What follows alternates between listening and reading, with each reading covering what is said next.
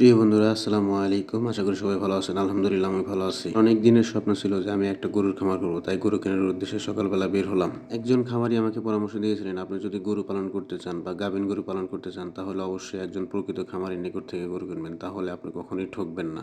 বাংলাদেশে যতগুলো জেলা আছে সবচেয়ে বেশি গরু পালন করা হয় সিরাজগঞ্জ জেলায়, তাই আমি সিরাজগঞ্জ জেলায় সাজাদপুর উপজেলায় গরু কেনার উদ্দেশ্যে গেলাম এবং গ্রামের ভিতরে ঢুকে দেখলাম অনেকগুলো গরুর খামার। এখানে অনেকগুলো খামারের সাথে দেখা করলাম, আলোচনা করলাম এবং বিভিন্ন ধরনের পরামর্শ নিলাম। উদ্দেশ্য ছিল আমি কখনই হাট থেকে গরু কিনবো না, তাই গ্রামের ভিতরে ঢুকলাম এবং খামারিদের সাথে সরাসরি কথা বলার জন্য গ্রামে ঢুকে পড়েছিলাম। যেহেতু আজকে হাটের দিন, তাই খামারিরা এবং ব্যবসায়ীরা সবসময় গরু হাটের তুলে থাকে, তাই আমি চিন্তা করলাম যে এই হাটের ভিতর থেকে গরু কিনলে এখান থেকে ঠকার সম্ভাবনা সবচেয়ে বেশি থাকে। অবশেষে একটা গাভীন গরু পছন্দ হলো এবং আমি সেই গাভীন গরুটা কিনে নিয়ে আসলাম। আমার গরুটা অনেক ভালো লাগলো।